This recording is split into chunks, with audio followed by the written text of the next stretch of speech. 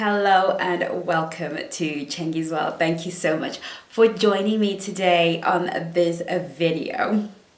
Today we're going to be talking about why successful women find it hard to find love. Okay, so if you're watching this video if you're watching my channel for the first time, welcome to Chengi's World. I am Chengi and you, my precious one, are my world. And for those of you who are coming back again, welcome back. You know I love you, you know I do, you are my world. And so let's get this party started. Before I do, for those of you who are new and want to get to the information, feel free to swipe along to when I start talking about, but I wanted to make an announcement before I do that.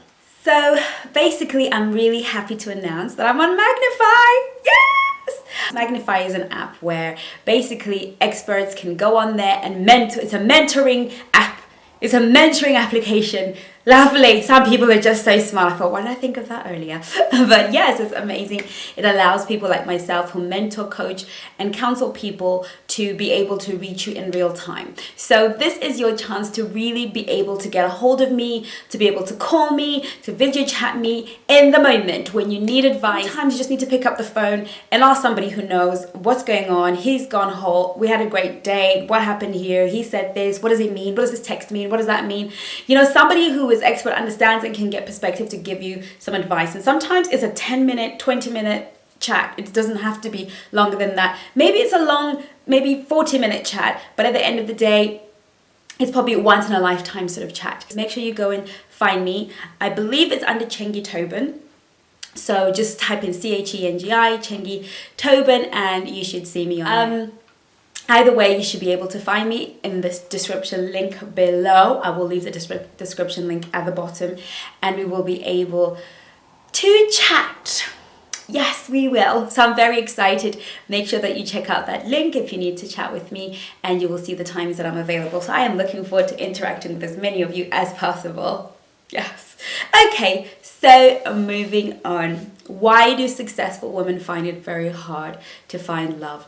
I'm sure there are a multitude of reasons, but I want to zero in on the two that I am pretty much 100%, 110% sure are a big factor, or at least a considerable factor in why it is very difficult for women that are successful, that are making money and doing well, have all the time in the world but can't seem to find a man. Now we can go through step one, step two. Of course, women who are successful are very busy. Maybe your job makes you travel a lot, but for me, a lot of the successful women that I work with, which is pretty much most of you, if not all of you in one way, shape or form, but I'm talking about material success, career success, financial success, tend to be, you know, very busy, but you would always confide in me and let me know that actually you do that because you haven't found the love that would make you want to think about and rethink your career and perhaps, you know, settle into a more calm, maybe more family environment,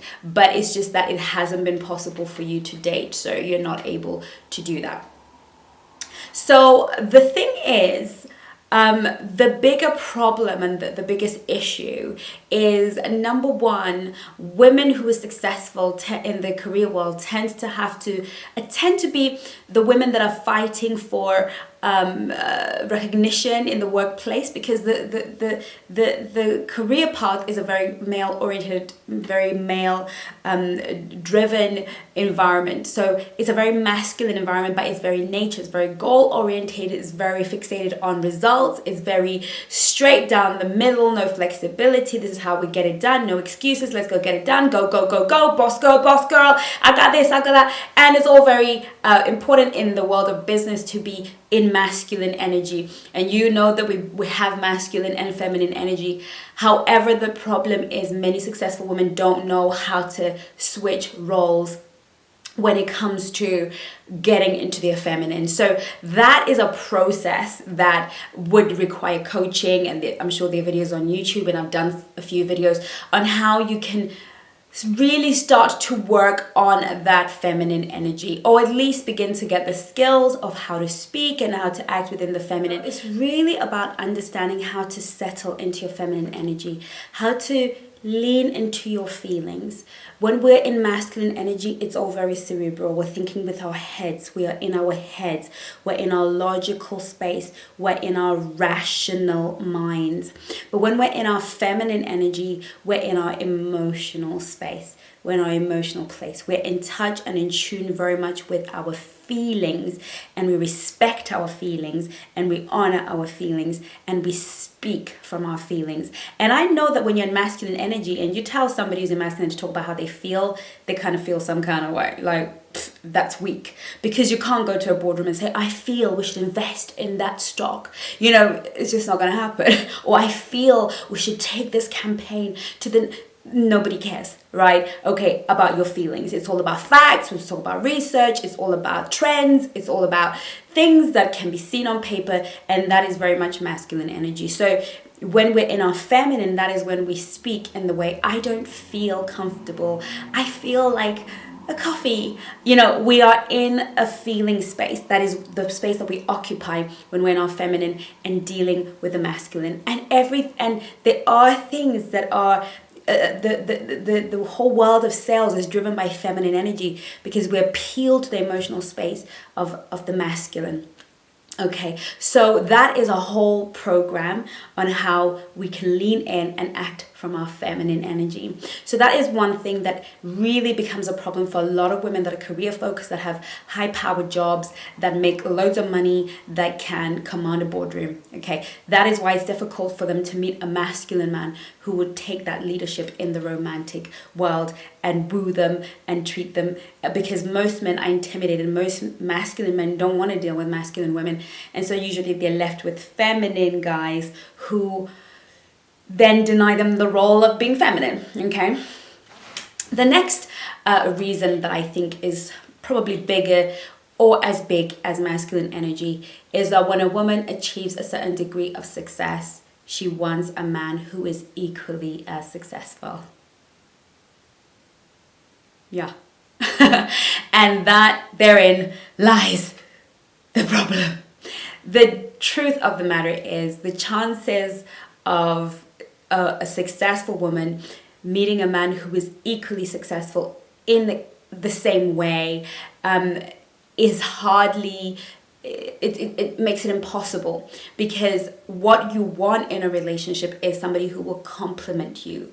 Because the reality of it is a man who is looking for something real permanent and is successful himself, is not looking for somebody who is particularly driven in that way, who is particularly like himself. He is gonna go more for that woman who is more comfortable in her femininity, a woman who hasn't got so much to lose by having a family and raising a family, but also you are also cutting out a huge percentage of the dating pool when you narrow it down to somebody who is successful in the areas in the same way that you are successful. Now, what we need to do at this point is redefine what success means to you. I, for one, do not consider success to be how much I have in my bank account.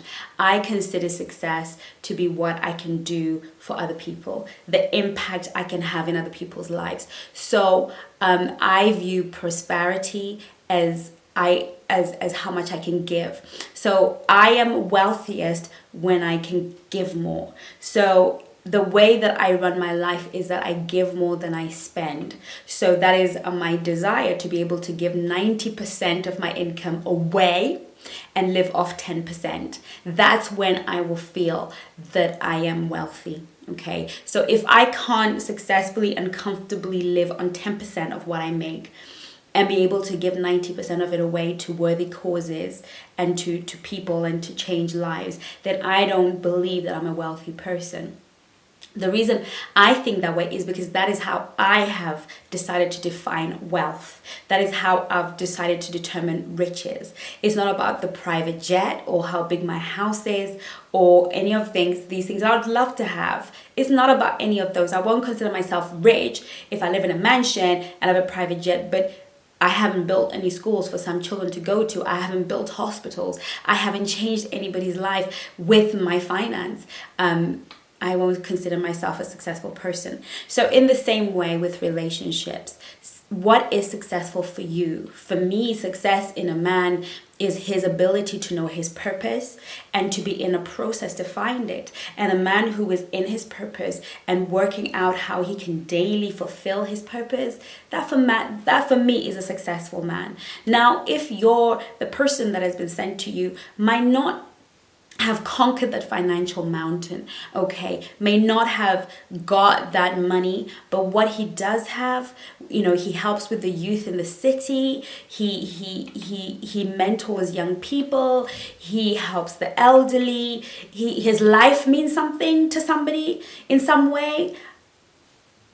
I don't need him to have a bank account that reflects mine. I don't need him to have the same drive for finance that determines mine. What I have there is somebody who is my equal and successful to me in my heart, because I care about people. I am a natural philanthropist, yeah, you know what I mean. I care about people. People matter to me. So if I meet somebody who cares about people and who is doing something towards helping humanity, I found a successful man. That is my definition of success. So I don't need my guy to have what I have in my bank account. I don't need my guy to be able to buy me a big mansion, because that's not how I view success. And I would consider myself amongst the successful women who are doing what they're doing and succeeding at it, So I think that what is important if you're a successful career-driven woman is really think about your core, is really think about what is it that truly what is your purpose? What are you called to? What makes you cry? What is it about you that truly makes you wake up every morning and go to that job? What is it that makes you get up and pursue your career? What is it behind the money that you were chasing? And if you can find that, then can you find or accept a man who has the same heart, has the same compassion, is driven by the same things, but doesn't quite have the same amount in his bank account, doesn't quite live in the same luxurious home that you live in, or the type of home that you live in, that has less than you materially, and maybe doesn't have the big title of CEO or whatever, but he is respected and honored in and amongst his community for what he does in other people's lives. I'm saying, why don't you redefine what success is and not pigeonhole it to a little box where he must be successful in the way that I'm successful? How about he's successful in what he is called to do? How about he's successful in his world, in his genre?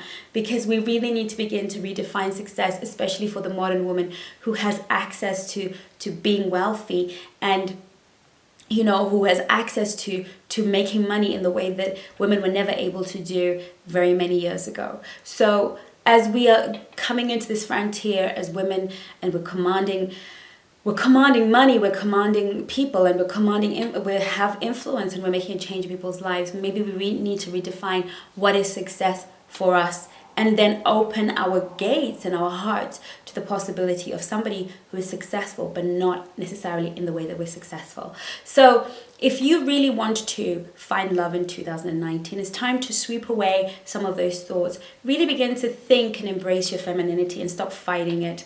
I still struggle with my femininity. I really do. I don't realize that sometimes I do, but I have to, wake up to it. I saw my book cover design came to me the other day, and all I saw was pink. It was beautiful. The cover was beautiful, but I couldn't get over the pink.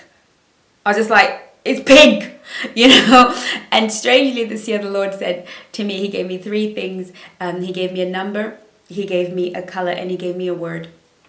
And the color that He gave me for 2019 is pink. And up till now, I haven't really been a fan of pink.